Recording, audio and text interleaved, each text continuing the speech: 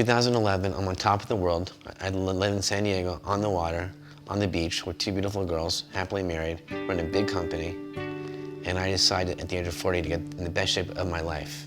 The best shape. Running hills, kettlebells, jiu-jitsu, kickboxing, all of it. I wanted to become the ultimate athlete.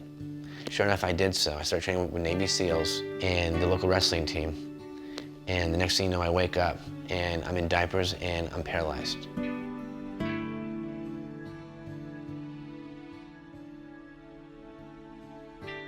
Took out their carotid artery and saved my life. However, though, there was so much lack of oxygen and blood to my brain that my brain was swelling that they had to freeze my body to try to reduce the swelling and induce a coma.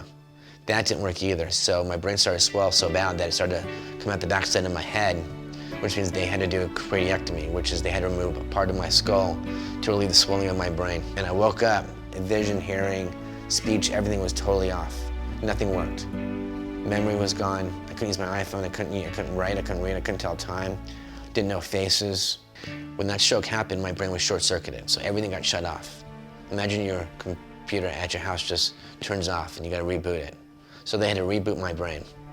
And they started doing treatment with me immediately in the ICU. So I had physical therapists and occupational therapists and speech therapists there. So then they transferred me down to San Diego, where I was living, to a rehabilitation system there, inpatient rehab, which was a 10-week boot camp. Learning how to eat myself, learning how to shave, learning how to shower, learning how to walk, learning how to get my mobility back, my ADLs, we call it, active daily living assessments. Reboot my life. It was pretty tough. It was hard.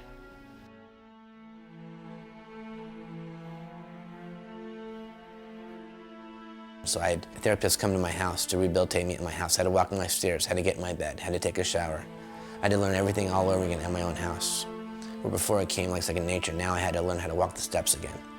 And then from there I went into what's called community re-entry program, where they actually taught you how to get back into society. So they took us to a store just so we can navigate inside of a store. Had to use cash, had to use a credit card, had to use a laptop, an iPad, and an iPhone, the Google, the web, all that. That was very intense.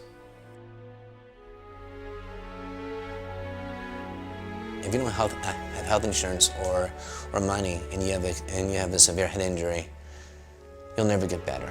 It's not like a broken bone where it just heals over time.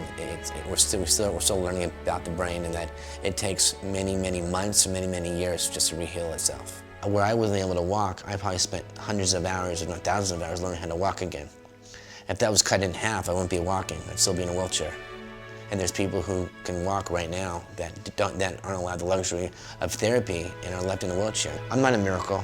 I'm not lucky. I'm a product of hard work and really great rehabilitation and great therapists and great caregivers.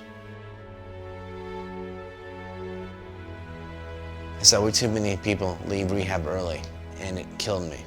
It tore me apart, that they need the extra hours and extra time rehabilitating their minds and their legs so their mind would kick in and work their leg and their arm. And these people went home early because they had a lack of funds and insurance ran out.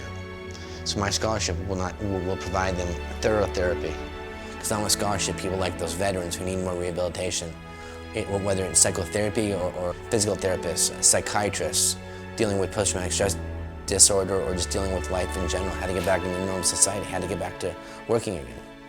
These people who came to my aid, these therapists, are part of my team today, the reason why I can sit here in front of you. The neurosurgeon saved my life, but the therapists got me back to living a normal life. And that's why I'm doing this foundation.